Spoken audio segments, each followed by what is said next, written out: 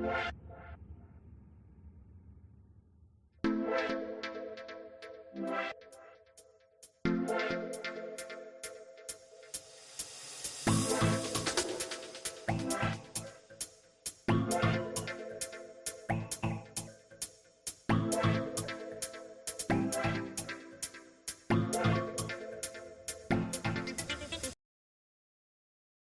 could have homes on separate coasts, go dive in Greece with squids.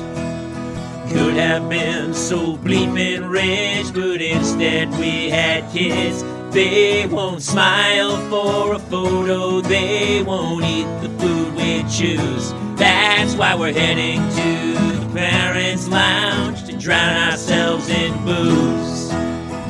Every day we're more exhausted, we haven't slept in years. They hit me in the nuts so bad, my eyes filled up with tears. And yes, we'd like to fake our death and go off of the grids, but the truth is we are softies and we truly love our kids. So join us every Tuesday night to laugh at all our pain. Evening in the Parents' Lounge is the cure to staying sane.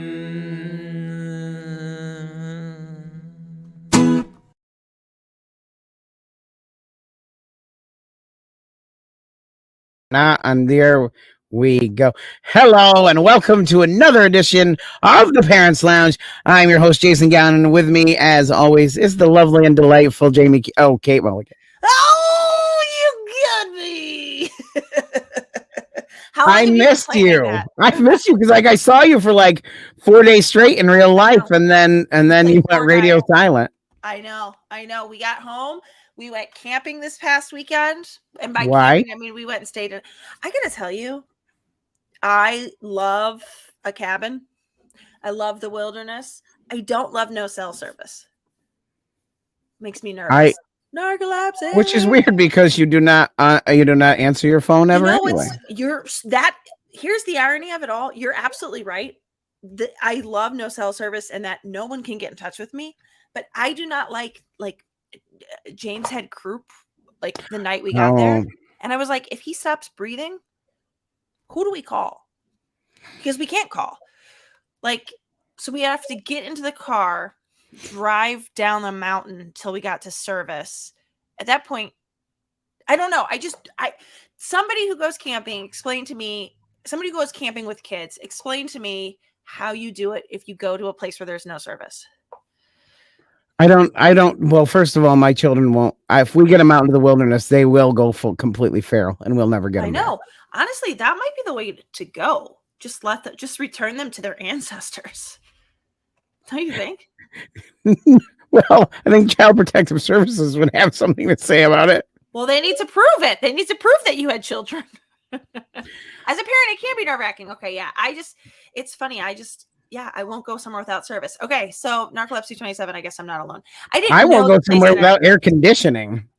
So here's the deal. This place it was north of Santa Barbara. It's super close. I mean, it's like a 2-hour drive for us. And there is air conditioning and there is heat in these cabins. Oh. So for me to call it camping is like doing a disservice to people. You were glamping. Isn't it glamping? Maybe. But it was a rustic cabin. It wasn't like, there's like an air conditioner unit in the window. It was a 1-bedroom. We had to pull out the couch but it was still, I don't know. It made me a little uneasy tonight. Well, you left me with Jamie last week. I know. Well, it was Dickie's birthday. Yeah. Oh, yeah, that's right. How is the Dickster? He's doing great. He's in his element. He's getting ready to run a show. So that's very exciting. Yeah, very exciting. We have a very exciting guest tonight. I know. I'm so excited about this. I have nothing but questions for him. Well, he is good at that sort of thing. He's a buddy of mine. He was here once before when we did a live show at Gettysburg. He was one of them that did the show with us. Him and Dave Schrader and Jeff Belanger. Hey, Joe. Joey. And he is an absolute delight. He just happens to be in the number 6 show in all the world in Netflix this week, 28 Days Haunted. Yeah. Shush. No, we have a What's number legitimate one? star. What's number Also, one in Netflix? I have no idea. I only know as far as 6. Okay. So you only know 6. You don't even know as far as 6. You just know 6. Yes, it is correct. I only know 6. I love it. My buddy, Mr. Shane Pittman. Hey, sir. Hey, Nice, how are it is. y'all? Thank Put y'all it- for having me. Oh my Oh. gosh, Shane! It's a Shane sandwich and Parents Lounge bread. Parents Lounge That's bread. right. There we I have am loving it. Dahmer. I am There you go. loving it. Dahmer's number 1. Hey, Shane, why do you think your show's less successful than Dahmer? I don't know. I've been asking the same question, but we'll get new ratings next week, so we'll see. Oh my God! No, congratulations. That is massive. Yeah, it's very humbling. I will tell you that. It's very humbling. It's a mixed bag. There's a lot of people that are hating on it. There's a lot of people that love it. But that comes with it, with the exposure of being on a show like Netflix. Yeah. But you know what? I'm super appreciative of everybody that's tuning in and binge watching it, even if it is to laugh and they think it's funny and all of that. Hey, they're still watching it, and I'm very appreciative of that. Yeah, Joey B has a really good suggestion. You should start eating the ghosts. I should start. Get those ratings up. Already looks like I kind of am. Yeah. So. I've had several. I've been hitting the blueberry pretty hard, actually. Yeah, I'm storing them in the cheeks right now. Oh, stop you two. Shane, wait. So how did you two? Where do you two know each other from? Give us the backstory. We met at Gettysburg, actually. That was the first time I had met you. It was at the event. Yeah, I know. I mean, through all things, I happen to meet people through Dave Schrader. Of course, that's it. Yeah, that's it. I know that Jamie did Haunted Salem Live with Dave. He was the host. Yeah, right, and that's where I was first kind of introduced to Jamie, and then inadvertently, then we met Jason, and then we did the little podcast, and it was cool. It was a lot of fun. Yeah, that's God. Gettysburg has got to be. Is there any location spookier than Gettysburg? Yeah, but I think there's different levels to it, right? So there's different kinds of spooky. I think Gettysburg is more of like the historical. What happened there, so it pulls at the heartstrings, and a lot of the hauntings that surround all of that is a little bit different. And then you have places on the other end of the spectrum where it's just flat out creepy, and so I think it's just different vibes depending on where you go. Oh, were you always like when you were a kid? So my perception is that kids. Who was it? Was it you, Jason? Somebody told us about their kid going past a cemetery and being like, "Oh, grandma, I saw grandma." Like just being like, "I was like, who are you waving? Who was it? Was it Derek Hayes? I think it was Schrader, actually, or was it Derek Hayes? It might have been Derek Hayes. Somebody on the show told us that. Anyway, when you were a kid, did you feel like this was of interest to you, or did you feel like you tapped into stuff, or not really? Yeah. So whenever I was 6 years old, that was my first paranormal experience. I had a vision. It was a very profound one. It'd take me forever to explain it, but I told my mother about it. It ended up being validated. The vision was validated. I didn't really think much of it. And then as I got older, I was starting to have some weird stuff happen to me in my teenage years, paranormal nature, not just weird stuff that happens as a teenager. But then all of that, I remember whenever I was 8 years old, I was in class, and a teacher actually called a parent-teacher conference and called my mom and my dad in and was like, "Hey, I think your son has some level of ESP, and he needs to be extrasensory perception, and he needs to be tested for it." And I grew up in a religious household, so my parents and everything just prayed that away, right? They're like, "No, that's demonic. It's evil. It's bad." And I kind of pushed that from my mind. And then this whole experience with 28 Days Haunted kind of reinvigorated that whole experience and brought it full circle. It's really amazing stuff. So, oh my God. Yeah. So growing up the way you did, but then it wasn't 28. You pursued it in between that experience happening, right. But you're just saying this recently, the 28 Days Haunted reached sort of like brought that stuff that happened to the surface. Yeah, it was a whole culmination of everything that kind of brought it all back up again. Yeah. Whoa. And are your parents still with us today? My dad is Earthside? not. Oh, your My dad's dad not, is okay. not, but my mom is. So what does she think about your profession? Yeah, Oh, I mean I mean for where you came from to now, that's a big jump. Yeah, she thinks I'm demonic. No, She I'm just kidding. does? No. Oh, I was like, oh no, I'm sorry. She'll call me up all the time and she'll be like, well, Shane, you know, I support you and I love you, but you know, this certain thing you did on the show, I don't approve of, and you know that I raised you better than that. And so Well, I'll my still mom get says the same thing about this show for me. yeah, that's funny. That's funny. So There's a you can reason. relate then. That's Yeah. good. Oh, so much, yes. But yeah, she would be like, you know, I don't agree with it, but you know, she's super supportive and I love her. I mean, she's been the biggest cheerleader. But love she's that. very cautious with this whole genre that I'm in right now because, you know, she raised me to be different, and I kind of rebelled and did the opposite. So Ugh. Do you have kids? yeah, I have That's 4. why he's here. Yeah, You have 4 kids? I have 4 kids. Yeah. So do any of them are you sort of like watching them like did they you know, any of them have your gifts?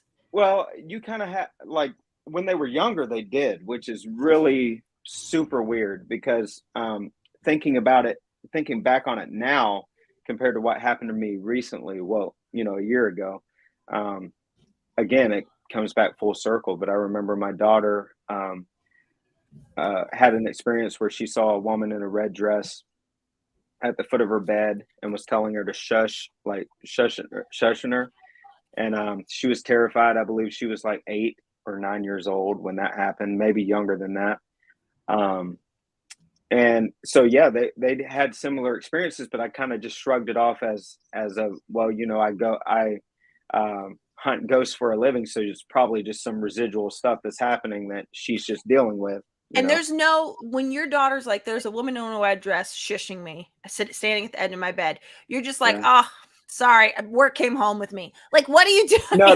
So it really freaked my wife out because, you know, that's her number one fear is anything negatively affecting my kids, you know, especially with what I do. So, I mean, we're very cautious of that, and we're kind of cognizant of all of that.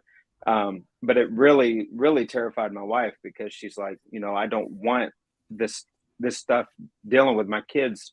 I don't want them to have to deal with any of this, you know. That's actually why my wife retired me from actively looking for stuff, because I did bring something home accidentally. Oh, man. And it escalated. Did your wife believe in the paranormal when you guys got together? Yeah, but she was hyper focused on, because she grew up in a religious household too. So she was hyper focused on this stuff is real, but it's not good.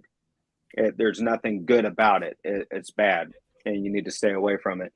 And she's come around a little bit, but she still has those lingering beliefs, you know, which we all do to a degree. We all have beliefs that it's kind of hard to let go of because we were raised a certain way and kind of programmed to be certain ways from an early age.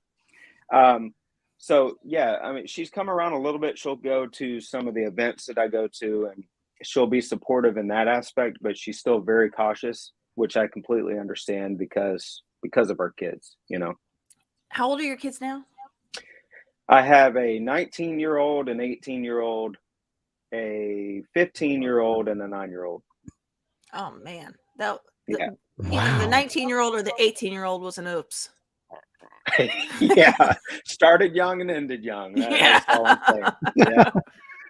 Dude, I gotta tell you, if I was your wife, I'd be like, I'll believe in the paranormal if these checks clear. That's all that matters to me. Yeah, for sure. I cash these checks. All right, it's like, real. Look, I'll deal with you going conjuring demons as long as that check clears. As long as that check clears. This better not be ghost pay. That's all I gotta say about that. For sure. Oh man, I better be able to see that check. Yeah, that's right. That's so. I mean, so what do you? I have so many questions. So your daughter has a vision, not a vision. Mhm. Something appears to your daughter. She's not imagining it. Something appears to Right. your daughter. She's 8. She's now Mhm. either 19, 18, 15, or 9. Who knows which She's one she is? She's 18. Yeah. She's 18. Okay. So Yeah. she's 18 now. Do you Mhm. feel like, uh-oh, this thing is going to harm my daughter? What do you do? Like, what in your line of work do you, or are you sort of confident, like, they're crossing Well, over? well, I've always I preach about this all the time, but I really believe intention's important, and I believe how you go into things and how you approach different things, even if it's with the paranormal, makes all the difference in the world. So if you're looking for the negative aspect of things, you're 9 times out of 10 going to get the negative aspect. If you go into something looking for the positive, 9 times out of 10, you're going to get that result. So, so far so good. Knock on wood, we've been good. I don't really feel anything has attached itself to my family or myself. But I think it's all about intention. It's all about what you're wanting out of a certain circumstance or situation. So I tried that. I tried that with raising children, but it has not worked out for me. I set yeah, the it's a intent that little I bit wanted them to be good, and they that's are a little not. bit different. We're talking about the paranormal here, man. We're Yeah. not Oh talking well, about I mean, one of my kids is called the Dark Lord, so I oh do god. believe that you wait. Yeah, you met him. Yeah, I I did. also have met him, and there's nothing dark about him. He's a sweet kid, man. Thank Okay. There's you. nothing wrong with him. Okay. Maybe All he's right. putting on a show, but he's a sweet Do you kid. remember when they wheeled him in that day? Because and he just had this look like Anthony Hopkins in Silence of the Lambs when they wheeled him Oh in. no. That's how he got the name. That was the day he got the name. Oh my No god. way. Dave Schrader was the one who originally called him the Dark Lord. That's where the Oh name man. came from. Because Hey, my wife wheeled him in his stroller, and he just was like, he's like planing, and he just had this straight look on his face, Like a like, mask over his face. Dave is so good at giving names for people. That whole hashtag poor Shane that goes around everywhere on social media when it comes to me and people watching the Holzer Files is all Dave's fault. All of it's Dave's fault. this show Like, was Dave's fault. yeah, there you go. Oh yeah, yeah. He was like, "Hey, It's true. you want to join in?" So an interesting point for me, Shane, when your kids were growing up, did you ever, obviously sometimes kids do imagine things. Did you ever have situations where you were like tried to find if it was really actually a paranormal thing or an imaginary kind of friend or whatever? Did you have experiences Yeah. with that? Well, with my son, who's 15 now, he was shit. How old was he? Excuse my language, by the way. Oh. You're fine. He Kids was on the show. he was 6 years old, I believe. He kept saying that he was seeing this man called his name was Jack Woden, and I didn't know if the W and the L's got mixed up. I didn't Oh, know what right. it was, Right. but he said it had the man had like paint on his face, kind of like like a clown, and kept Fun. saying Fun. Well, kept we're saying moving that now. That's what's happening yeah now. We're moving. kept saying We don't that live here anymore. he was terrified, and his story was consistent. So it was like one of the things that I was always concerned about. It's like, okay, is this just his imagination? But he would be crying and telling us a story, and night after night would be telling us the same story. It didn't deviate at all. So I was like, okay, this is kind of weird, because I know my little vision, my thing that I had when I was 6. I'm 38 now, and I still remember every vivid detail of it. So it's like if the story is not deviating at all, is there something to this? And I'm very careful with that, to believe them first, and then deduct from there. I'd rather believe my kids and what they're telling me, and make it to where they want to tell me things, than just dismiss it as it's an imaginary friend or whatever. If later on we find that out, then it's like, hey, look, it's cool to have an imagination, blah blah blah, and I would have that conversation. But I'd rather believe them first, and validate what they're feeling, even if it is something they're dealing with internally, before just dismissing it. I really like that because I think sometimes, actually, with more parents than not, I think that they do dismiss first, and it does sort of drive some sort of, not a wedge per se, but it does start to dissipate the trust to some degree. Yeah, well, and it closes them off. What if they are having legitimate experiences, and because we keep dismissing it and saying it's not real, maybe that's why a lot of us are blocked off, and we can't see more than what this physical plane is. Because I truly believe I've witnessed some weird stuff that I know that there's more than this. I mean, I know there's more. What it is exactly, I don't know, but I do know there's more. And I think maybe we're closed off with it more because of society, like how things are, and you're told that you're crazy if you see certain things. And there are people that have some mental issues, and it's okay to be sensitive to that. But I do believe that there's more out there to be explored, and just to completely dismiss it, I think it's the wrong move. Can I just real quick? Can we go back to the Jack Woden? So what did we find out? Like, how does Yeah. the Jack Woden Yeah. story end? So- Because I'm a so- little scared. Yeah, So sorry, Kate. So he would say that he would be crouching down in the corner of his room and just having this weird ass smile on his face. And so for a while we didn't know what to do. We were just listening. We would sit with him in his bed in his room and just try to comfort him. And then after a while it went away. I don't know what it was, but he just stopped talking about it. That was kind of the culmination of that. I didn't really know what else to do other than to listen to him and reassure him that we were there for him and that we were going to protect him and he was going to be okay. At 15, does he remember this? No. Isn't that something? Now, did anything else happen in the house at the time besides like with him, or was there anything else going on? Well, my daughter had it was around the same time where she had the vision of the woman in the red dress, or like she woke up and saw her shushing like this. Then we found out later that the previous owner had passed in the house. It was over 100-year-old farmhouse.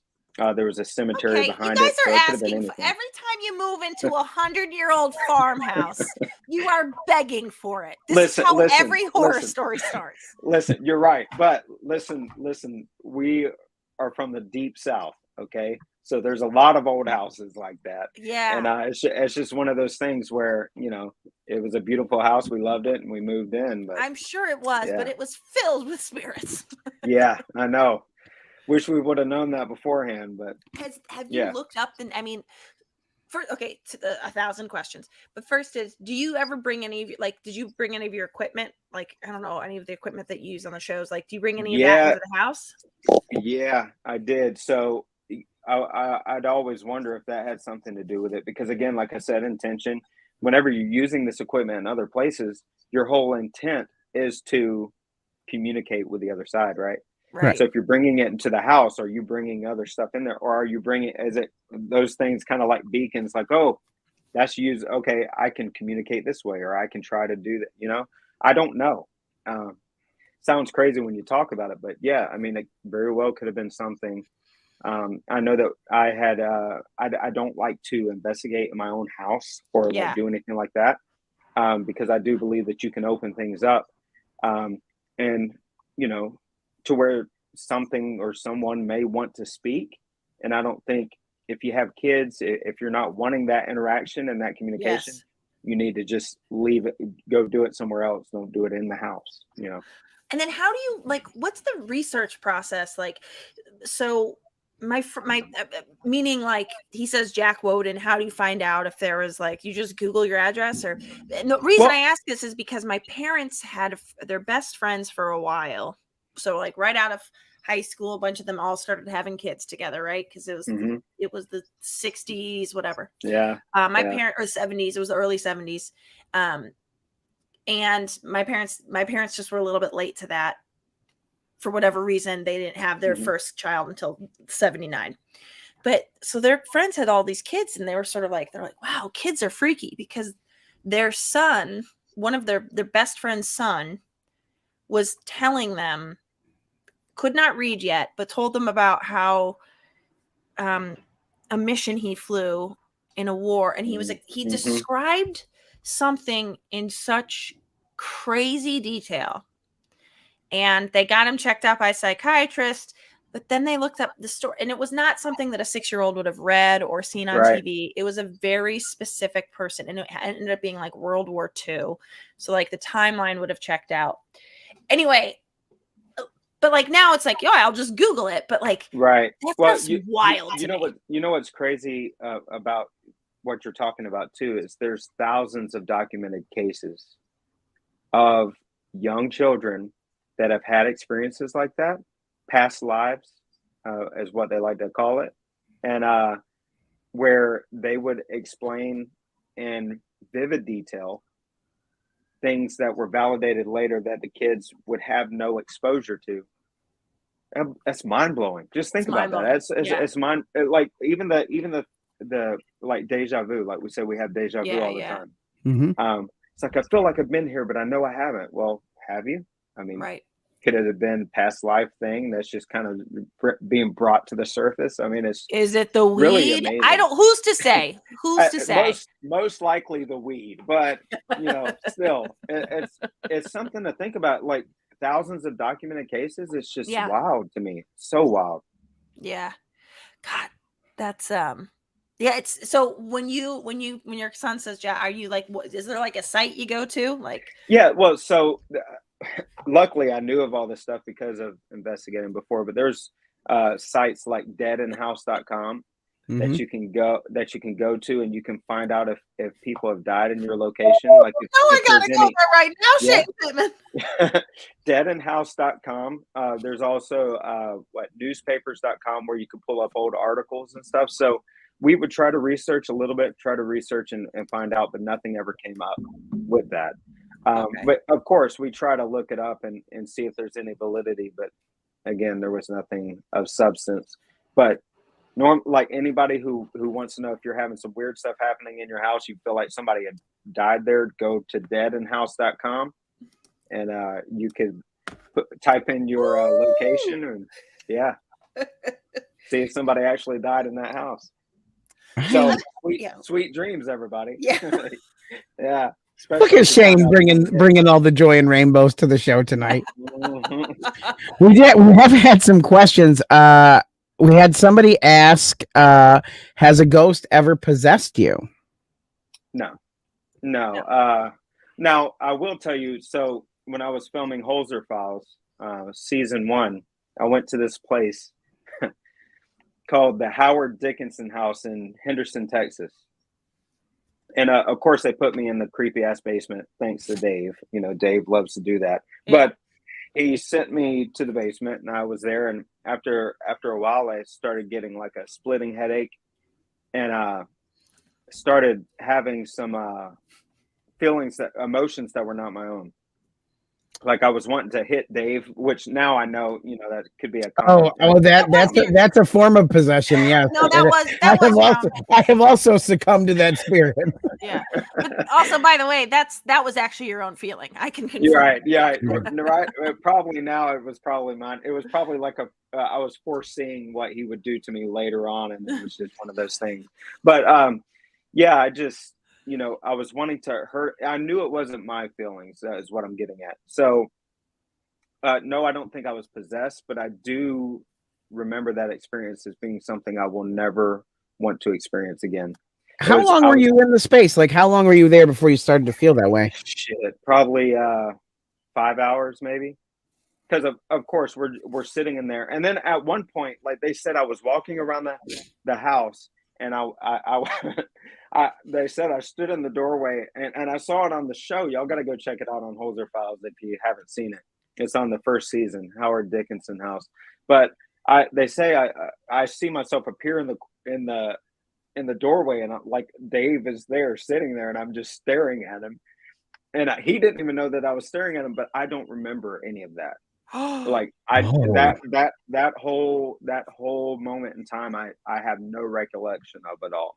Yeah. So that's something that I never want to happen again. Do I believe I was possessed? No. But do I believe I was taking on emotions of somebody that wasn't me? Yeah. And that's the closest I ever got to anything like that, and I never want that. But never again. Nowhere else. Anything that has like that happened? No, nothing that I can think of substance. Like I would feel like overwhelming emotion and stuff, but I could still control it. It was just like one of those things where you can pick up and sense the sadness in a place or something like that. But yeah, that was the one experience I never want to have again, if I can help it. Or we had another. I got to hang out with Shane in Atlanta. What an amazing guy, an awesome investigator. We talked about abilities and my fear of my own. I'm wondering how he's doing with his. It's something. So if you haven't watched 28 Days Haunted on Netflix, shameless plug. Shameless. Go check it out. Go check it out, and you'll see what I'm talking about with all that. But look at you. That's a good shot, by the way. You look good, Shane. Well, thank you. I appreciate that. I'm storing up those ghosts in the cheeks now, though. I need to work on that. But by the way, before you answer this, I was going to say, Joey B Comedy at some point also, he sort of said something in relation to this. Mm-hmm. How have your abilities changed since the show when you said they opened up? So yeah, so even after the show, and like I said, go check it out so you'll know what I'm talking about a little bit more. I'm not going to give too much away, but after the show, I was having dreams. There was somebody that was close to the production aspect and had a vision out of the blue, or like a dream type thing, where this person's father came to my bedside and told me to relay a message. Come to find out, the father had passed, and I had no clue, like a week prior. Yeah, it's mind-blowing stuff. So did the message make sense to the guy? Yeah. And so the thing is how am I dealing with it? I'm still processing it. I'm leaning on people that I know say they have the gift and say that they've been operating in it for quite some time, to try to learn as much as I can. But it's one of those things where it's new and it's frightening. And if anybody knows me, I'm a jumpy, scaredy cat of a guy anyway when it comes to stuff like that. So whenever I have these types of experiences, it's one of those things that's hard to process, and it's just one of those things that I'm just trying to actively work through as I go along. Now, if I can use it in any capacity for what I do in the future, then absolutely I will do it. But it's still something that's very scary and very new to me. God, hey, Brandy. Hey, Brandy. So Brandy Miller, she's on 28 Days Haunted too, and she's on another team. She did a phenomenal job. In fact, the entire cast of the show, I tip my hat to them. We got Amy Parks, Ray Causey. I love Amy. Brandy, Amy's awesome. Brandy Miller, Jeremy Leonard. We got Nick Simons, Aaron Thompson, and Sean Austin. All of them have been phenomenal. Of course, I can't leave out Tony Spera and Aaron Sagers. Everybody involved in it has just done a phenomenal job. My team, Amy and Ray, have, if it weren't for them, I would not have been able to complete the 28 days and stay in a location for that long. They really pushed me in a lot of ways. They really helped me, and they lifted me up whenever I was at some low points and missing my family. So just shout out to all those guys. They're amazing, and I love it, each and every one of them. So I gotta say, what was one question I have for you is what was scarier, the 28 days in or going home to your wife, who you had left alone with 4 children after 28 days? I think going home to my wife, because you know what, I gotta thank my wife too, because if it wasn't for her, I wouldn't have been able to do any of this. Yes. She was a trooper and held down the fort while I was away, and it was one of those things where I didn't find out till after the show, but I found out that my oldest son had COVID while I was in the 28 day cycle type thing. And so she had a choice to make. Was she going to contact the producers to get a hold of me? Because we didn't have our cell phones or anything like that. We had no communication with the outside at all. Sounds like a And dream come true.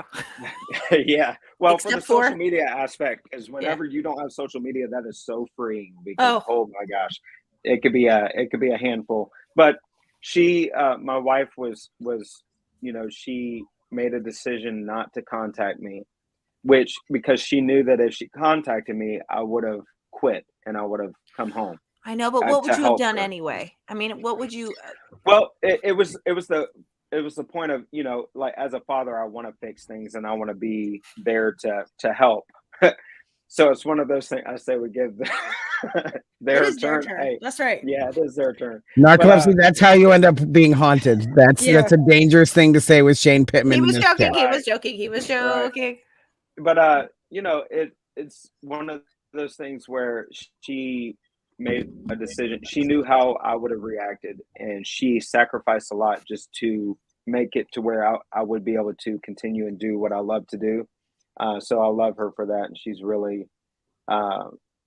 really a rock during that time as well. So dude, it's amazing. You are amazing, but so is she. Because I'll tell you what, like, she is. I'm facing like 6 days without my husband coming up, and I'm like, wow.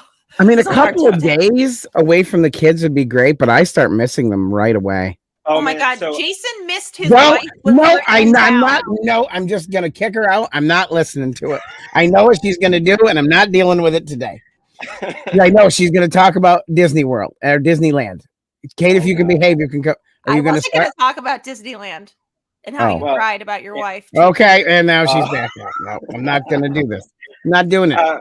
But no, honestly, it's after 7 days, all of us in the house where we were at wanted to just hang it up, because it's one thing to be away from your family. It's another thing not to be able to call them, not be able to see how they're doing.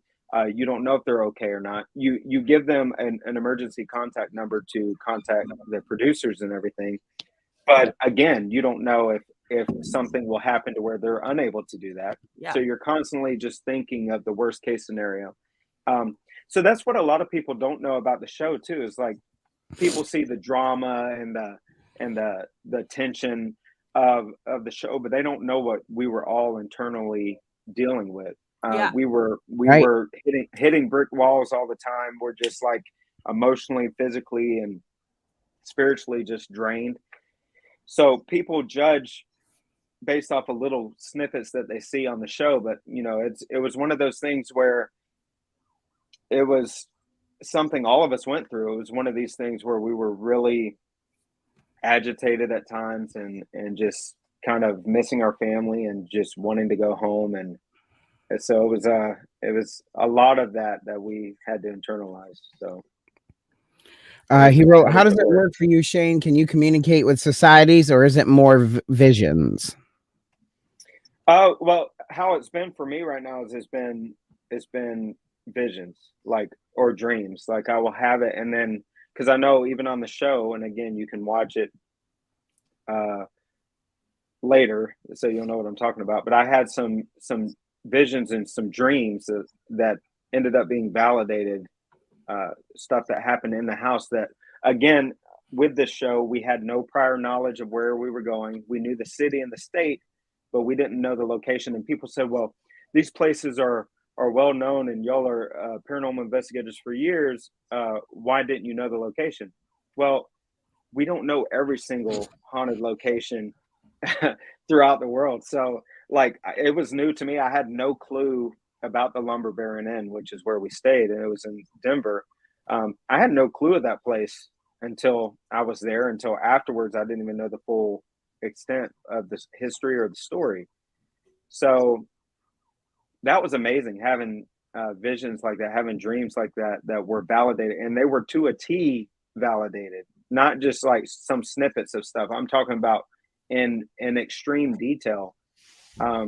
So you talk about mind blowing. That's something that I'm reeling from even a year later, is like, how in the hell did that happen?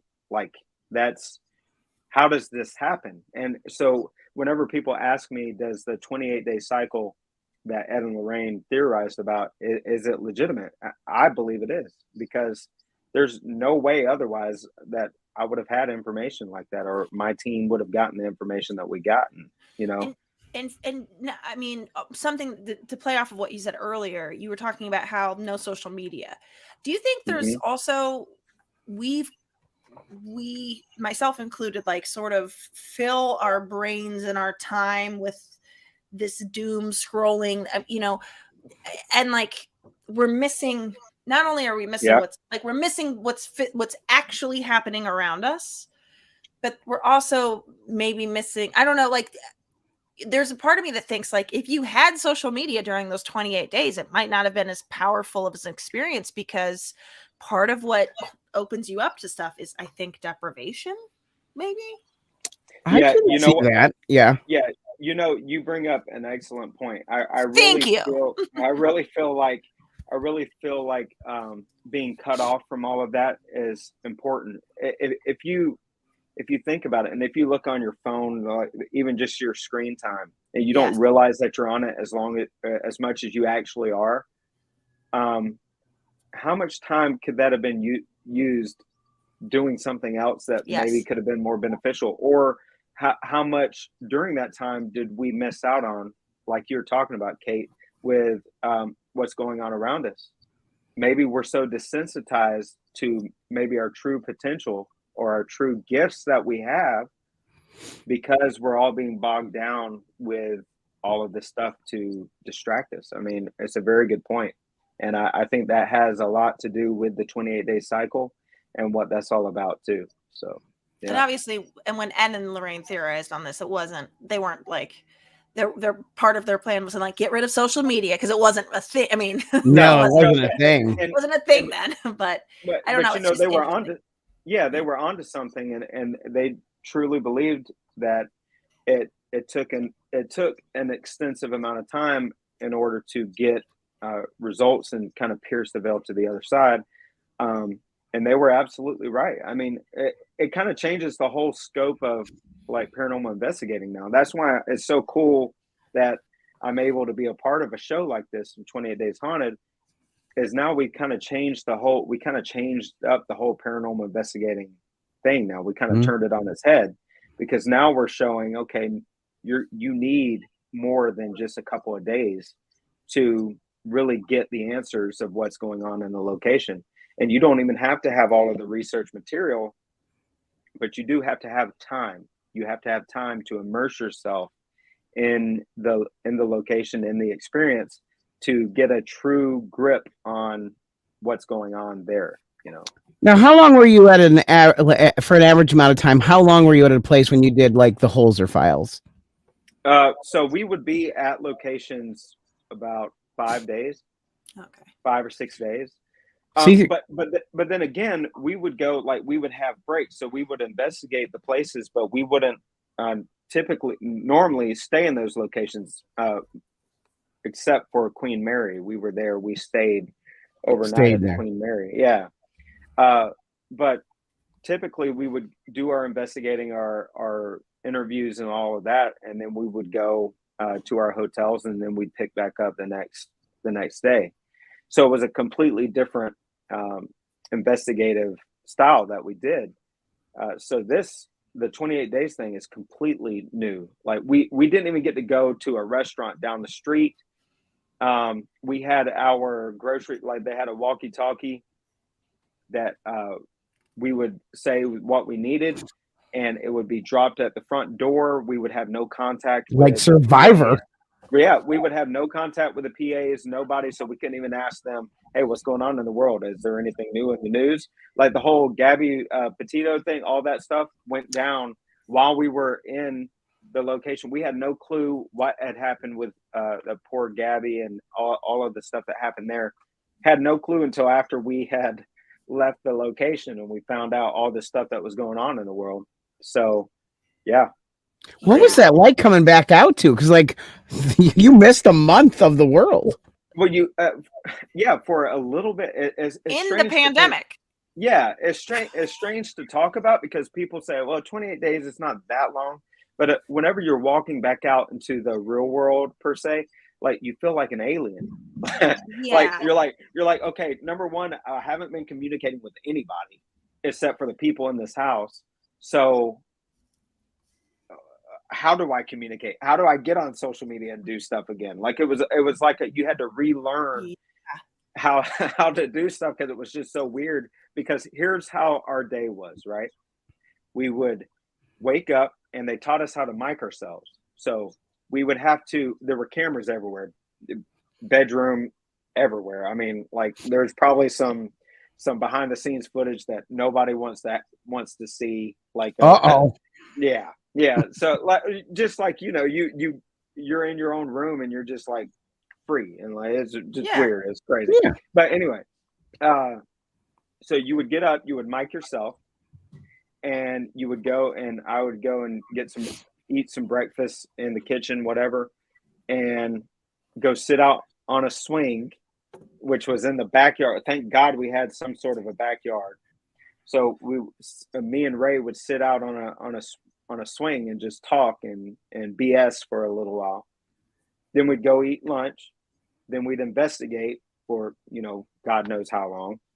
Then we would go to our rooms, go to sleep, or we would go and read a book because we had no TV or anything like that, and then go to sleep and repeat. It was the same stuff for 28 days. Oh. So it was a completely different experience.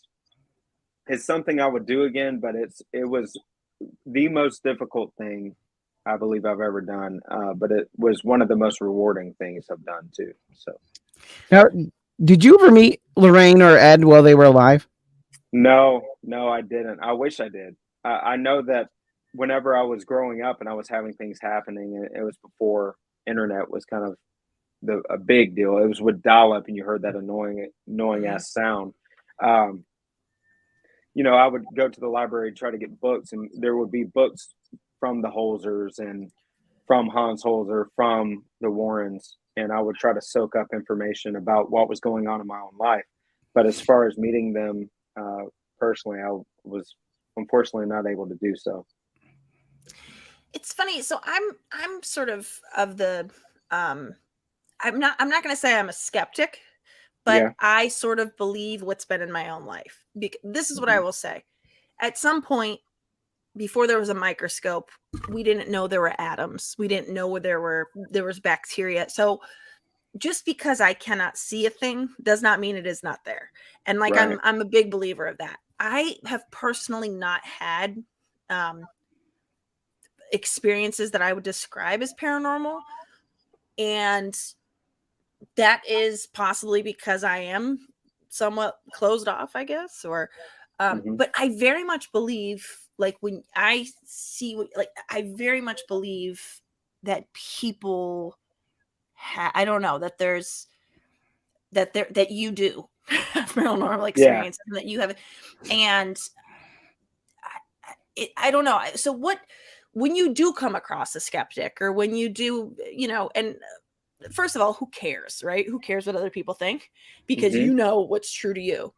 But how do you, like, what is the analogy you would give? Or like, if you're trying to make somebody understand, like, well, I've never been a woman, but I believe your experience as a woman, like, what's the way that you, like, talk to people who are like, this is all bull? Well, I always tell them about a specific story that I had personally. Like, I had a family member, an uncle, that was highly skeptical of everything, even religion. Like, so he wasn't religious at all. Yeah. And he was 60. Like him already. he was 64 years old. He would always say, I've never had any of that shit happen to me, and blah blah blah. This is all crap. I had him contact me, or he actually contacted my dad, and he was 64 years old, had his first weird experience that he couldn't explain. He wasn't dreaming, but he saw somebody, like a woman, in his room, and it freaked him out so much.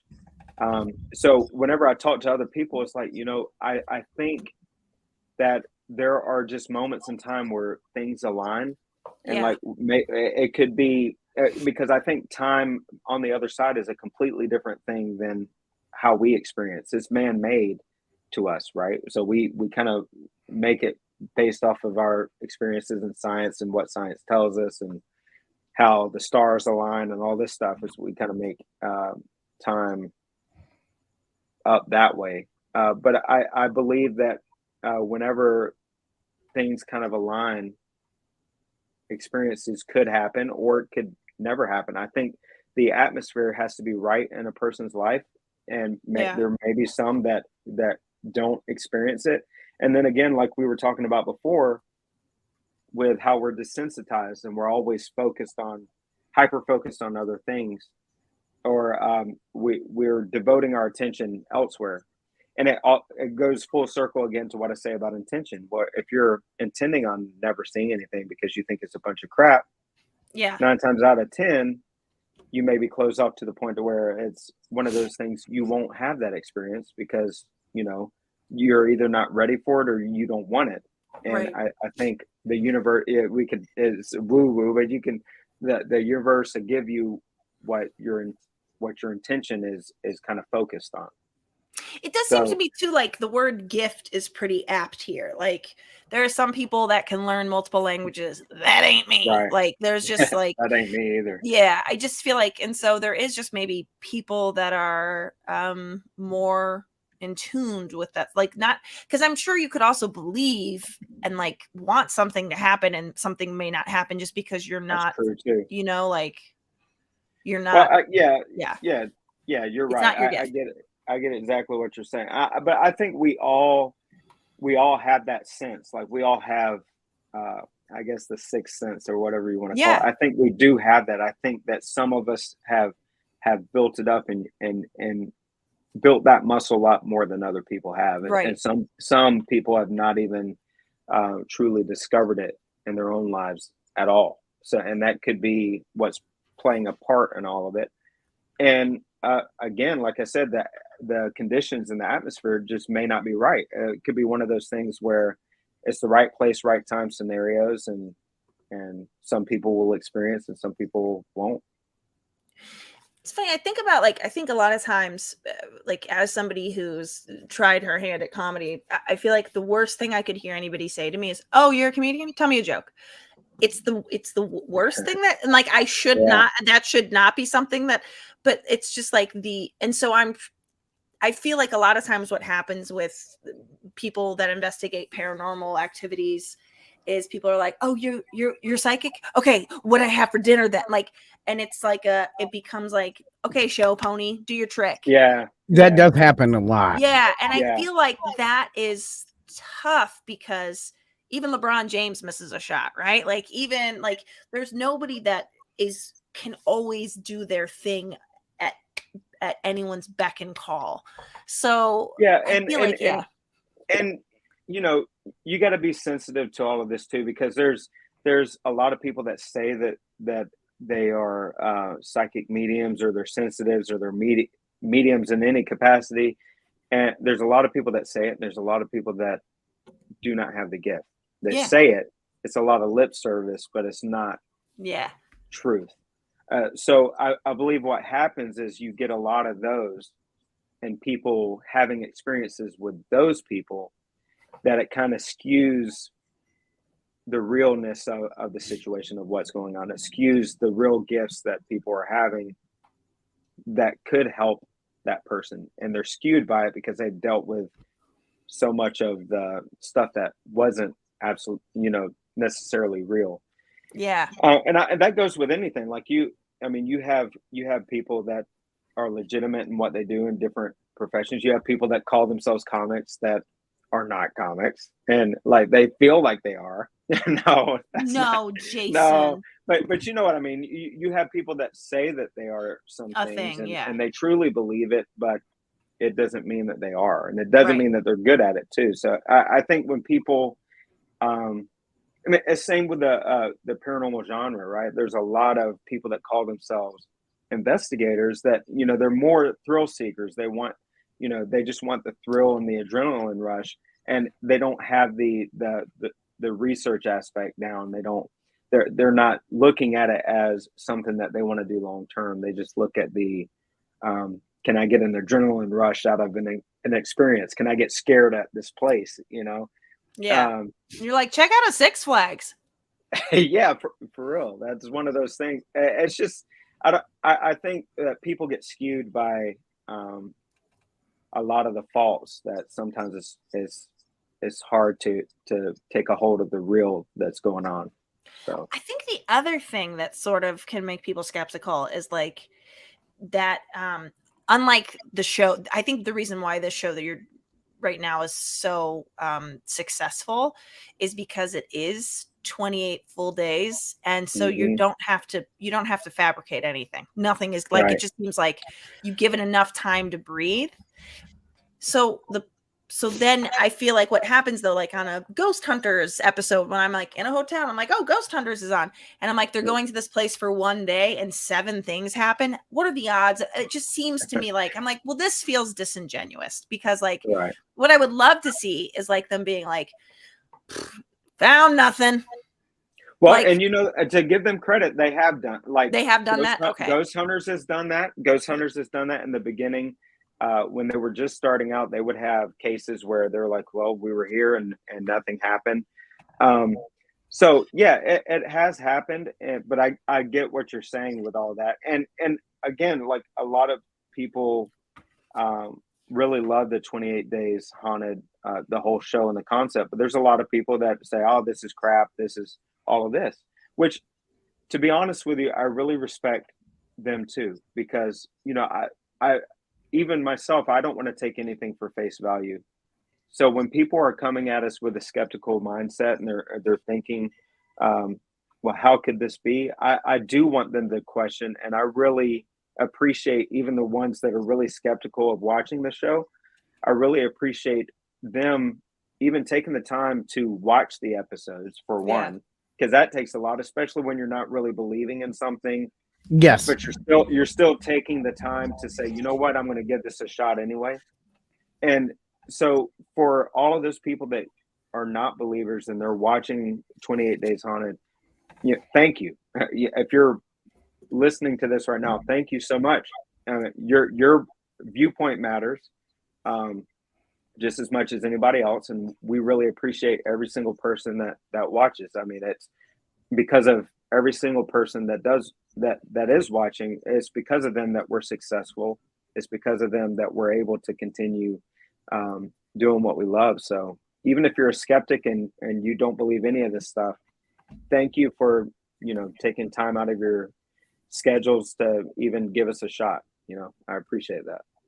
And I think a lot of people also, like, they don't, especially with some of the early paranormal shows that, like, in like late 90s, early 2000s, those shows were made by production companies that had never done anything of the sort. So they went into it like they did every other show, and that there had to be a story. There had to be, beginning, middle, end. And that was the case that, that I found with Extreme Paranormal, was that, that was how they went into it. And we had, conversations with them all the time. Like, that's not really how this works. And they grew a lot. I mean, watching that production company move on to other shows, you saw that they learned from doing them and their shows got better. But early on, they were very much, it was a show made for entertainment. They were there to get the big scare. And, I saw producers do things on camera or off camera that I was like, that was not genuine. And so, like, it was weird for me because I had never been in that place before. Right. No, you bring up a very good point. And another really cool thing about 28 Days Haunted is we didn't have a camera crew. Like, we had robotic cameras set up in the house. So we didn't have any production in our house. So, like, even my skeptical mind, like, did that shit really happen just now? I knew because it was our house. It was our home for a month. So we knew when doors were locked, we would lock them because we didn't want some crazy people in downtown Denver to walk up in the house and mess with us. So we knew when doors were locked. We knew when our home for that month was secure.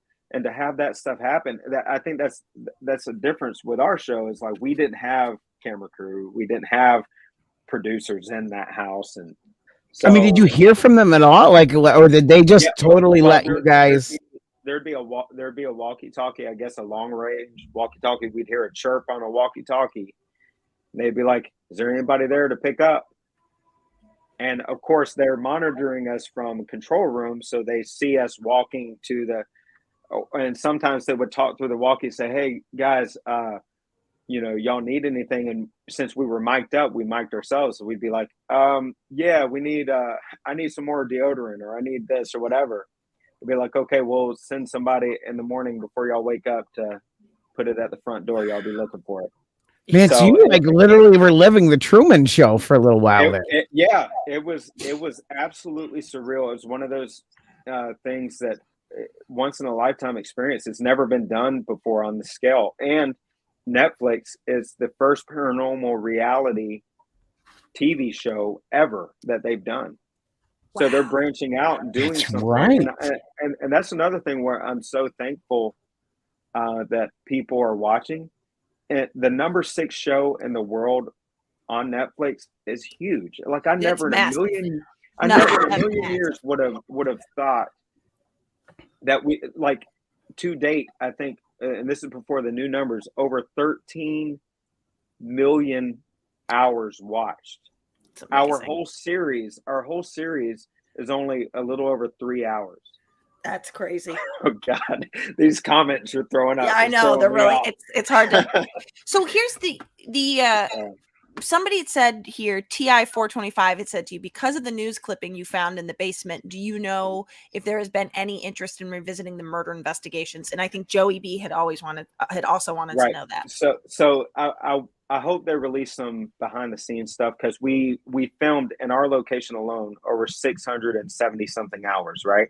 So our team, you probably got maybe an hour and a half, something like that. So there's so much stuff that didn't make the air just because of time restraints with how many episodes that we had. But we all sat down and wrote a letter to the district attorney that was going to be mailed out. So there's a lot of things behind the scenes that people have not seen yet.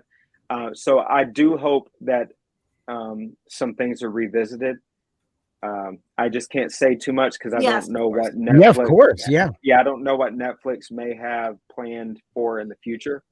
Yes, but I can tell you that there was a lot of discussions about that, because of course, TV is entertainment, but what we experienced in those 28 days was absolutely real. Was not entertaining at all. Right. No. And it kind of pushed us to want to know more. Like we got pieces of a puzzle, and we want to see a full resolution. So hopefully with some steps and maybe some of the behind the scenes footage, we'll get a resolution to all of that. Also, have you seen the show Alone? Because Narcolepsy 27 just just made the joke. I freaking love Alone. You basically, it's funny, you did Alone, but with spirits. Right. But I didn't have to like hunt squirrel and I know, but God. I didn't have to. You had to say on a walkie-talkie, I'd like some pizza rolls. Yeah. Yeah, it's like, I would like steak instead of pork chops today. Yeah. Can y'all make that happen? I love Alone. Alone is one of the best shows out there. And in fact, I think some of our producers on this show were actually producers on that show too. Well, it feels very similar in the hands-off aspect of I'm guessing that it's the same for you as it was for Alone.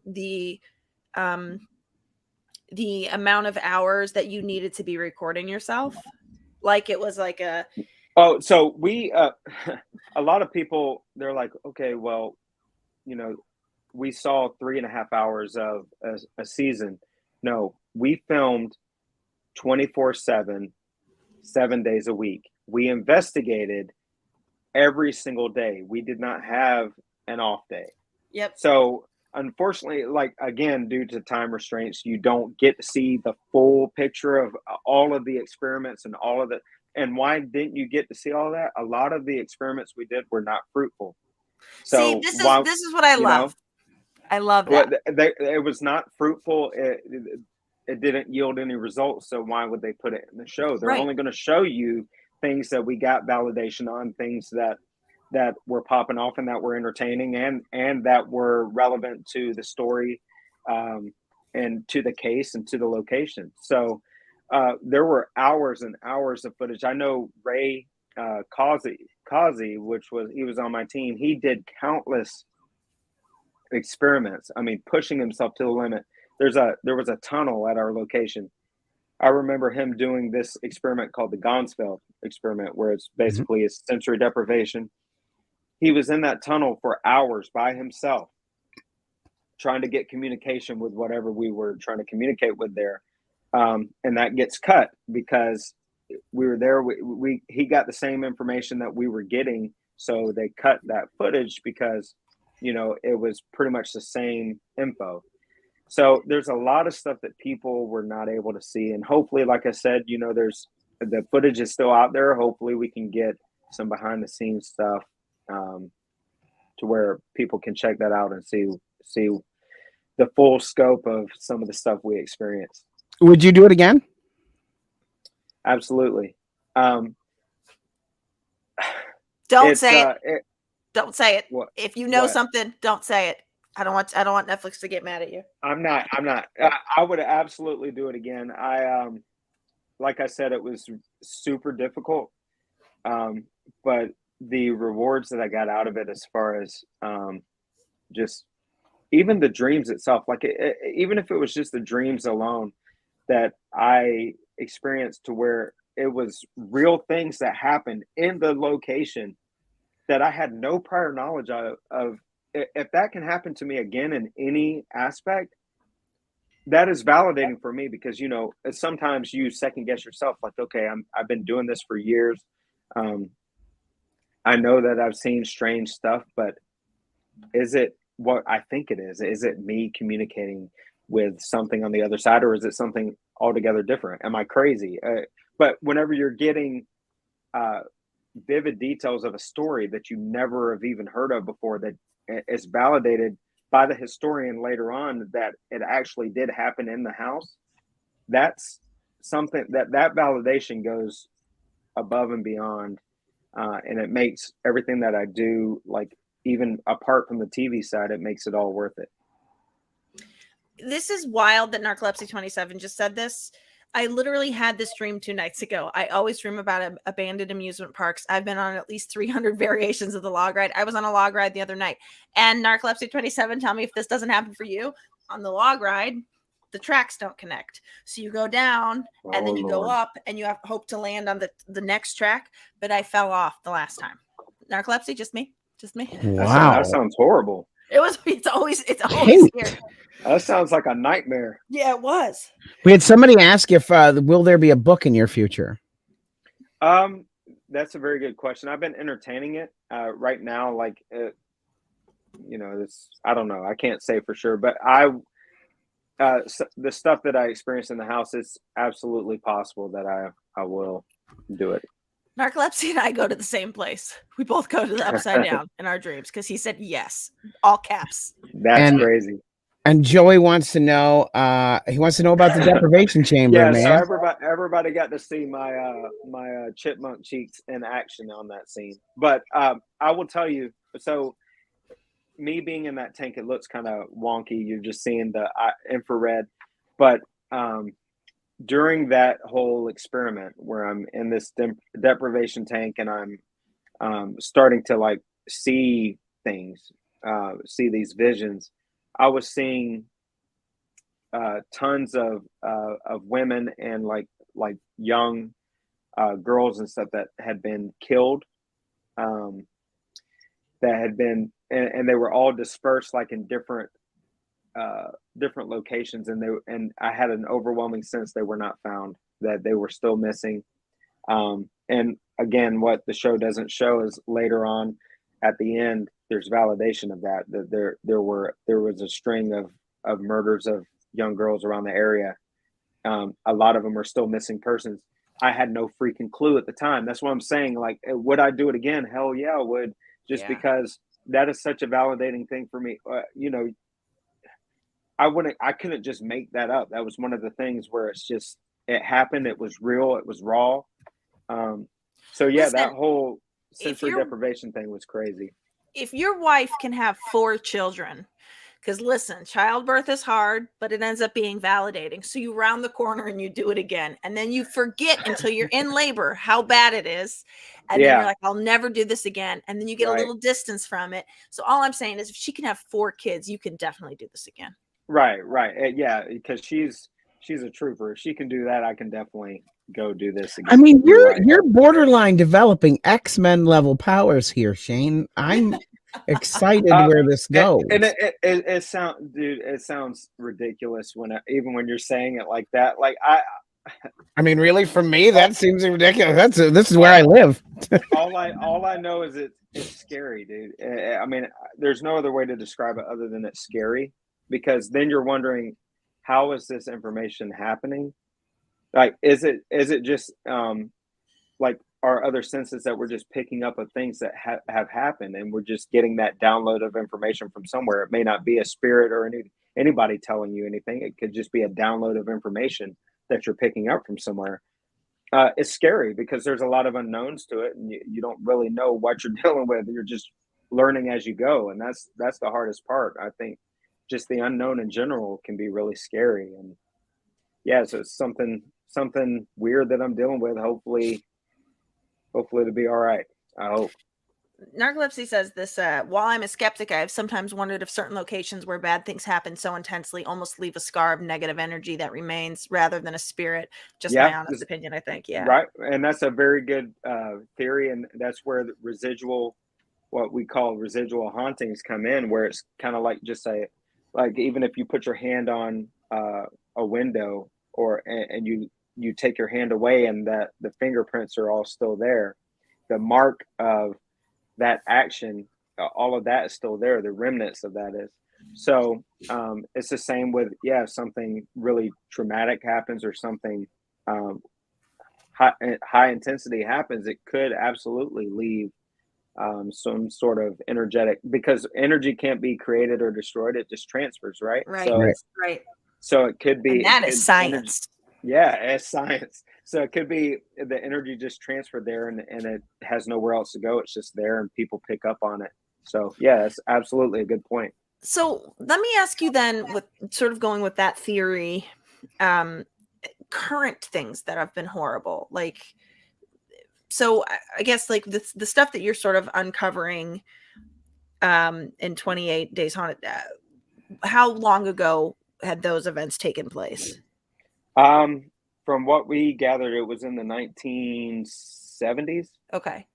So like, so it was it wasn't like an 1800 thing. No, it was, right. It was fresh. But I'm just wondering, like, what, assuming that energy gets absorbed, does not get created or destroyed, and I'm not trying to be a downer here, but a place like Columbine, like, what would you recommend? Like something where like this horrible thing has happened, that there's been nothing short of the worst horror these kids had ever done. I mean, and then name every single other school since then. But do you bulldoze the school? Like, real question. Like, well, I don't think it's respectful to go and investigate situations like that. I think you got to be very selective in your approach, and especially if you're doing it from a research aspect, you've got to be very selective in your approach. I, for one, would never disrespect the families, because it's still raw to them. It's still new. Like, if they reached out to me on a personal level and there was some other things that I could help with, absolutely. But it would not be one of those things where I would go and actively seek that out. So there is such a thing as too soon for you. Oh, absolutely. Okay. And you don't, and respect. Like, respect goes a long way. You have got to make sure that you're respectful to the living and the dead. Honestly, I mean, it's one of those things. Is if someone or something is wanting to communicate with you, they're gonna do it, Yeah. That's what I believe anyway. Do So I you don't remember a few years back, Shane, when there was that team of ghost hunters that was investigating at the 9/11 memorial, and it was causing all kinds of, it was a big thing within the community at the time, and people were flipping out, like the disrespect, and their argument was, you know, we're going to get this evidence now, and it was a big thing back then. Yeah, What yeah, evidence? and you know, I try to be sensitive to both sides, but if you just think about, yeah, you may get some evidence, you may get some things that's going on, but you're not just dealing with that evidence. You're dealing with thousands of people. You're dealing with families that are having to relive every single moment of tragedies. And is it in your best interest to open up that wound again? I don't think that we reserve that right to be able to do that. Like I said, if a family personally wants to come in and have questions and they want something personally, fine. But just going and trying to do something on that scale, I think is highly disrespectful. It's something that should never be done. And I think people need to really think about their actions before they actually do it, you know. Well, we have kept you long enough. Thank you so much for being here, buddy. Man, it doesn't even feel, the time went by so quick. You guys are absolutely amazing. I appreciate y'all. Thanks, buddy. You are such a riveting guest. Thank you so much. Well, thank you. I appreciate that. That's the first time I've ever heard that. Riveting, I say. Well, that's why we kept Dave off this episode, and also Jamie. He would have knocked me all the way down quick. So. He did the last time you were here. He did the same. Yeah. It was terrible. Oh, I love Dave. He's a good guy. He is. He's good. He's paying me to say that too, by the way. I also believe that. Shane, tell everybody where they can find you right now. I know we talked about it the whole episode, but where can they find you? Yeah, so you can find me, just type in Shane Pittman on any of my social media. I'm at Starring Shane on Twitter, on Instagram, and on Facebook. And officialshanepittman.com, you can keep up with all the stuff that I'm doing there as well. And please, if you haven't watched 28 Days Haunted, please give it a shot and just spread the word, tell your friends. I would greatly appreciate that. And thank you to everyone that's watched so far. I mean, number 6 in the world is it's gonna go up even higher. I first heard the title. I thought it was the sequel to the Sandra Bullock movie. Okay. Well, people are saying, man, I got gypped. I thought it was the 28 Days Later franchise, and I got this crappy paranormal stuff. so I have people in my comments all doing that too. But you know, again, everybody that's checked it out, thank you so much. It's because of y'all that we have the success that we're having right now. So thank you. Awesome. It's also Thanks for really well done. No, I was just gonna say it's just really well done. It just thank you. I appreciate that. Well, thank you very much, buddy. I'll catch up with you soon. All right. Thank y'all so much. Take care, bud. Good night. Good night. Isn't he fantastic? He's the best. Yeah, he's a solidly just a great guy. Just also, and you're the same way. There's not a force feeding of this thing. It's like, I'm going to tell you the things that I experience. You can, I don't care what, I don't care what you, this happened. Okay. So back to parenting real quick. I have a friend whose daughter is having trouble with some friends, and she keeps telling her side of her story to her mom. And the mom finally said, do you mind if I just call the parents? And she goes, no, call them. And I was like, that's how you know. That's how you know what she's telling you, because she's not scared, unless she's a sociopath. She's not scared of you uncovering because there's nothing to uncover. And I feel like that's that. Like, I feel like you guys are both like, okay, you can question it. I am not. I know what I experienced. There was a woman in my room, and my phone rang, and it was Warren's answering machine. Like the Lutz's, but yeah. Lutz, sorry, Lutz. You can believe or not. I know what happened. I'm not trying to convince you. I also am one of the few people who've done paranormal television shows who will tell you that there was definitely shit that you saw on that screen that was not real. That, you know, that the producers, and most people who've been on a TV show are like, nope, I will not touch, because I get it. I have no intention of ever going back down that rabbit hole. Like, I don't want to do paranormal. I'll work with the Newkirks if they want to do more projects because I just really enjoy that. But I wouldn't do a mainstream paranormal show again. I don't think. Yeah. I definitely wouldn't. I think you would be fantastic on one of those shows. Trevor, it's so crazy to know Trevor now, isn't it? It is. It's like I got Trevored last night on a Monday night. Are you serious? So we went to shoot some stuff. So Trevor and I are having a Halloween bash in this weekend, and I went over to shoot some video for it to promo it, and we ended up listening to the audio version of our show from the weekend, and then he and I hit the whiskey, and then it was not good.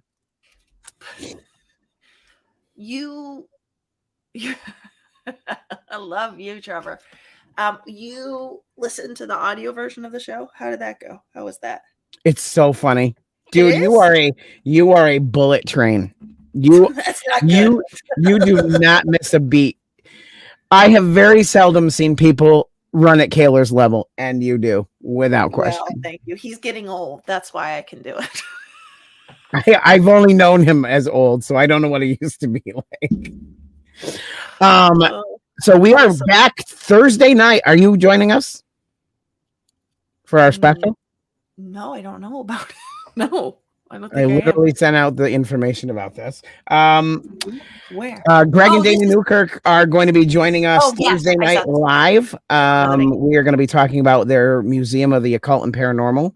Are you going to join us? I don't think I am going to join you. I've Taylor's here for sure. Yeah, I think we have my PTA exec board meeting. I'm one of the exec members. Jennifer. How is Jennifer? DePauli. Who are you talking about? The PTA president? Yes. DePauli, her name is. Oh. Yeah. Well, I don't. You just outed her on the show. Well, fantastic. Also, for those of you in northeastern Pennsylvania, I will be at Mansfield University tomorrow night. I will be talking about my experiences with traveling with George Lutz, who the Amityville Horror was based on. I'm going to talk to you a little bit about my experiences with a little haunted object called the Crone. And as well as my time on the new recently re-released on Hulu show Extreme Paranormal. Dude, I got a lot in my queue right now. Do people still say queue?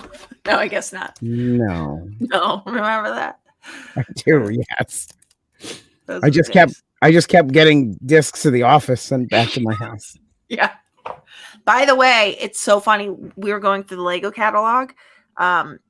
Is Cameron here? Maybe not. Anyway, no.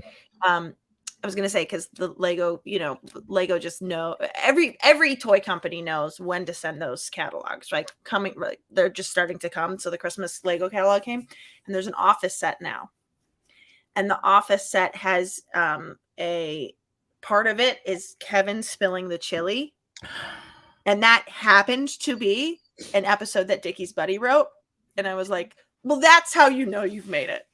Not when you've written on The Office, but when you've written on The Office and Lego made your episode set. Yes, I would agree with yeah. Do you know on Peacock's terms of service, when you look at them, the recipe for Kevin's chili is actually in the terms of service? No, it's not. It really is. I mean, I'm saying no, it's not. I believe you, but that's hilarious. Yeah, it's super funny.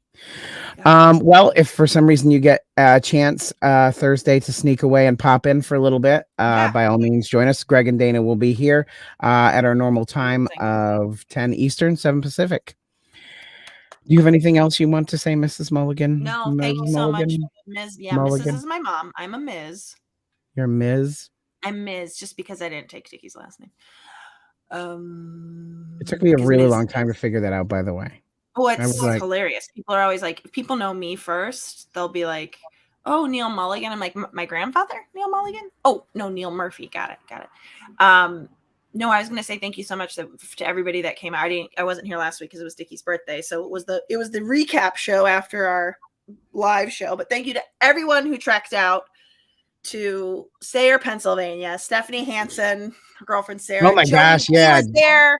Genevieve came. Genevieve came from Atlanta. I mean, Katie people Bem was there. Although she didn't. Did you meet Katie while you were there? No, Katie didn't want to meet me. Wow. Katie didn't want Way to go, Katie. So that's fun. But anyway, we will be back next week with, well, we'll be here Thursday, and then I have no idea who Kaylor has booked for Tuesday. So chances are Kaylor also doesn't know. I think Mindy Kaling's the week after that. Mindy Kaling? Correct. Frau Farbissna. That's not Mindy Kaling. Oh, Mindy Sterling. My bad. Oh my God. The way I panicked. I was like, are you serious? I'm actually going to meet Kelly Kapoor.